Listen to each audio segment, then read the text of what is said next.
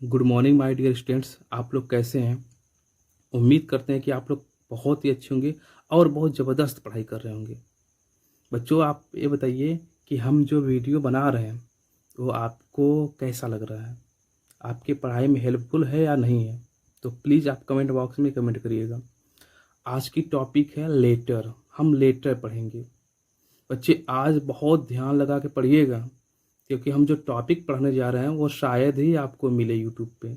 हम देखिए एक सेपरेट वीडियो लेटर के बारे में बनाया है और हम आपको लेटर के बारे में बताएंगे। अच्छा बच्चे, आप ये बताइए, क्या आप जानते हैं कि इंग्लिश जो भाषा है, हम जो जिसको अंग्रेजी भाषा में जिसको हम अल्फ़ाबेट बोलते हैं, क्यों 26 लेटर्स होते हैं? क्यों सिर्फ 26 ही अक्षर होते हैं? 27 नहीं होता है, 28 नहीं होता है?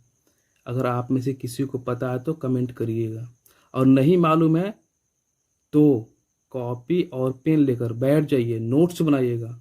एकदम आपको 10 से 12 मिनट हिलना नहीं है।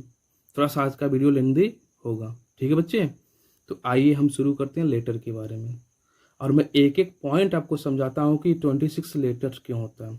देखिए, हमने लेटर के बारे में थोड़ा सा इसको डिफाइन किया हुआ है, यानी हल्का सा परिभाषित किया हुआ है। देखिए, the scientific study of sounds which are expressed in a fixed symbolic form are called letters.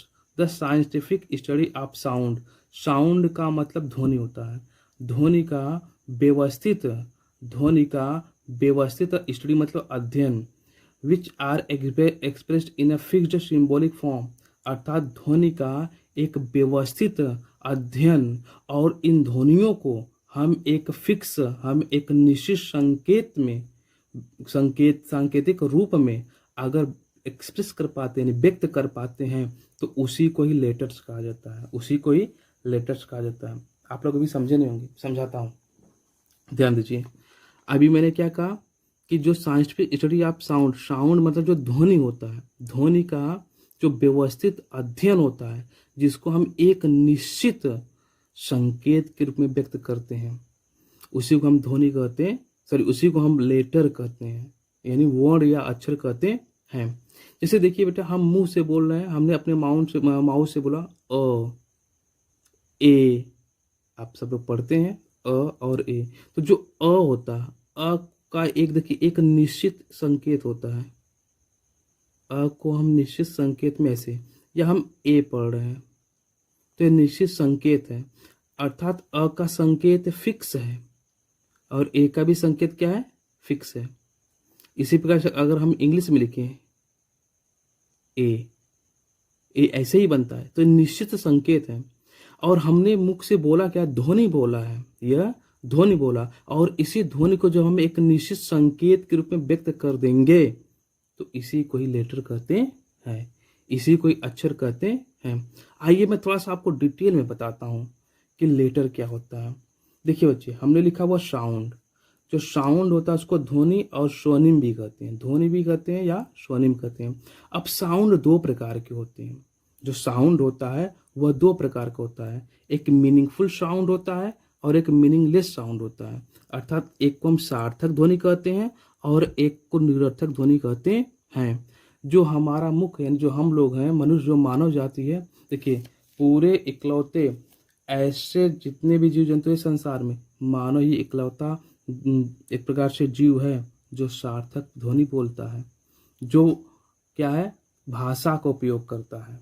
देखिए, सार्थक और निरर्थक हम दोनों ध्वनि बोलते हैं, लेकिन हम भाषा को समझते हैं। और भी कोई जीव जंतु सार्थक भाषा नहीं बोलता है। तो आइए मैं आपको समझाता हूँ। देखिए, मीनिंगफुल साउंड और मीनिंगलेस साउंड। देखिए, हमारे मुख से जिनका, अगर हम अपने मुख से कोई ध्वनि बोल रहे हैं और उसका कुछ मतलब हो, उसका क्या हो? मतलब, तो हम उसको बोलेंगे मीनिंगफुल साउंड। और जिसका मतलब ही ना हो उसको हम क्या बोलते हैं? उसको मीनिंगलेस बोलते हैं।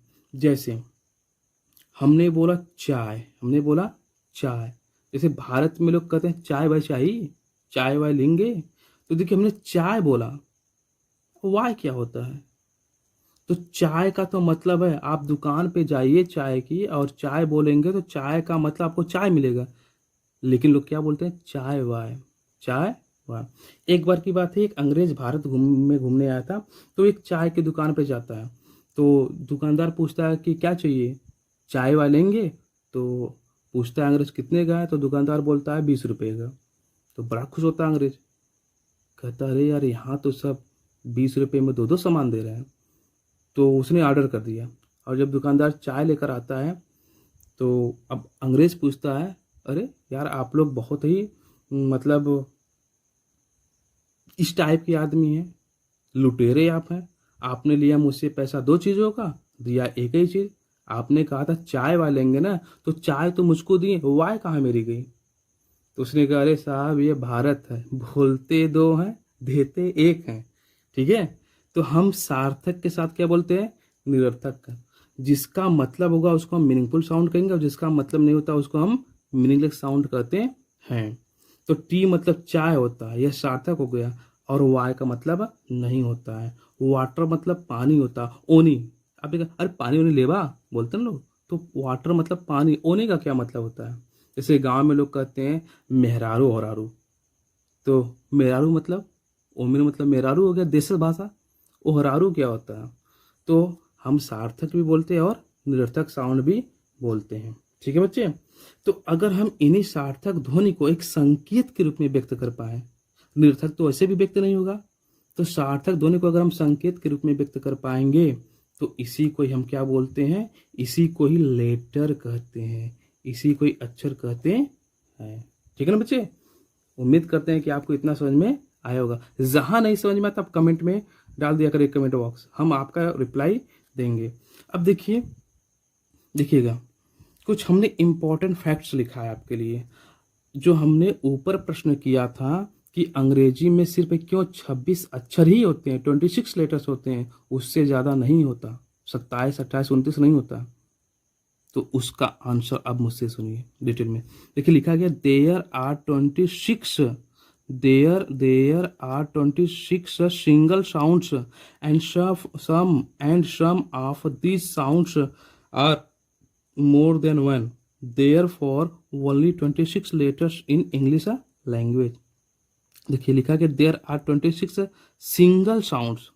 देखिए जो अंग्रेजी भाषा है, अंग्रेजी भाषा में मात्र 26 जो ध्वनियाँ हैं वह इकलौती ध्वनियाँ हैं, मात्र 26 जो ध्वनियाँ हैं वह इकलौती ध्वनियाँ हैं, इकलौती ध्वनियाँ हैं।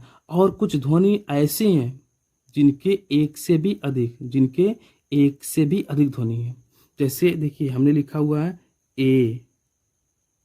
ए संकेत में दे दिया, तो ए की 2 ध्वनियां हैं, अ भी है और ए भी है, लेकिन इस दोनों को हम एक ही संकेत में व्यक्त कर रहे हैं, ए में कर रहे हैं, ठीक है। तो कुछ देखिए जो साउंड होते हैं वे 26 ही साउंड होते हैं, कुल 26 साउंड होते हैं। हाँ कुछ साउंड ऐसे होते हैं जिनका एक से अधिक मीनिंग होता है, सॉरी एक से अधिक साउंड होते हैं। सिंगल कितने 26 है, लेकिन कुछ हैं जो कि डबल भी हैं और ट्रिपल भी हैं, लेकिन लिखा जाएगा अगर संकेत के रूप में व्यक्त करेंगे तो उनको एक ही बार व्यक्त करेंगे। जैसे हमने लिखा हुआ है हमारी ध्वनियाँ अ है और ए है, ये 2 ध्वनियाँ हो गई, लेकिन हमने लिखा क्या है इसको संकेत के रूप में ए, ठीक है। तो कुल कितने सिंगल हैं, 26 सिंगल साउंड्स हैं, इसलिए कुल कितने लेटर्स हो जाएंगे, 26 लेटर्स हो जाएंगे, कुल 26 लेटर्स हो जाएंगे। समझ में आया? उम्मीद करते हैं कि आपको समझ में आया होगा, ठीक है। 26 सिंगल साउंड्स हैं, बाकी क्या है डबल है, जैसे देखिए अ और ए डबल हो गया, लेकिन लिखते हैं एक ही में, सॉरी एक ही संकेत में व्यक्त करते हैं, चाहे डबल हो चाहे ट्रिपल हो, एक ही संकेत में व्यक्त करते हैं। तो 26 सिंगल है या अधिक भी है, हम व्यक्त तो करेंगे सिर्फ 26 में ही, इसलिए कितने लेटर्स होते हैं, 26। उम्मीद करते हैं बच्चों को आप लोगों को समझ में आया होगा। आगे देखिएगा बहुत ही इंपॉर्टेंट पॉइंट हमने लिखा हुआ, total meaningful sounds in English are 44। अगर हम मीनिंगफुल साउंड की बात करें तो जो अंग्रेजी होती है, अंग्रेजी भाषा, उसमें कुल 44 सार्थक ध्वनियाँ होती हैं, कुल 44 सार्थक ध्वनियाँ होती हैं, ठीक है बच्चे।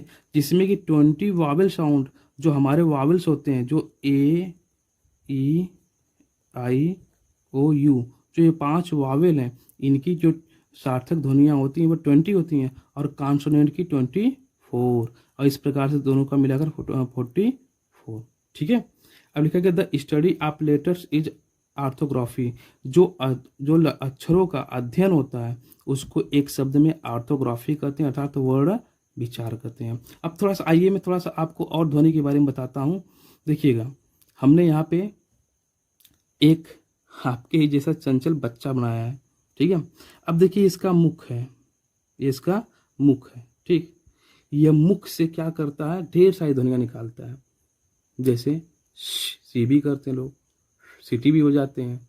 अगर आप सी की आवाज़ सर्प के सामने बोलिए तो फुफकारेगा, आप छोटे बच्चे के सामने करिए तो आपको आपका शर्ट गीला कर देगा, अर्थात आप समझ ही रहे हैं क्या कर देगा आपके ऊपर, ठीक है। तो ये जो महाशय हैं ये ध्वनियाँ बोलते हैं, सार्थक भी बोलते हैं और निरर्थक भी बोलते हैं। तो जो सार्थक ध्वनियाँ होंगे और उन्हीं को हम संकेत में व्यक्त कर पाएंगे तो उसी को हम क्या बोलेंगे, लेटर। और हमारे मुख में कुल 5 ऐसे जगह हैं जहाँ से सार्थक ध्वनियाँ निकलती हैं जिनको ओकल कॉर्ड कहा जाता है, ओकल कॉर्ड। हम इसके बारे में डिटेल में बाद में बात करेंगे, तो फिलहाल आप इतना समझिए। आगे देखिएगा, अब थोड़ा सा मैं और अंतिम पॉइंट आपको बताता हूँ। देखिए, सबसे पहले क्या होता है, साउंड आता है। सबसे पहले साउंड, ध्वनि, ध्वनि से मिलकर क्या बनता है, लेटर, लेटर यानी अक्षर, अक्षर से मिलकर वर्ड, वर्ड मतलब शब्द बनता है, और वर्ड मिलकर सेंटेंस बनाते हैं, वाक्य बनाते हैं, और सेंटेंस मिलकर लैंग्वेज यानी भाषा बनाते हैं। तो साउंड, लेटर, वर्ड, सेंटेंस और लैंग्वेज, ठीक है। और उम्मीद करता हूँ कि आपको इतनी बात समझ में आई होगी, ठीक है बच्चे। और थोड़ा मोबाइल वाले में कम बिजी रहा करिए आप लोग। आजकल देख रहे हैं बहुत से लड़के हैं सब रील्स देख रहे हैं। कहा गया है सादगी थी, बंदगी थी, दिल लगी थी, जब व्हाट्सएप और फेसबुक नहीं थे तब असल में जिंदगी थी। Thank you so much and have a nice day.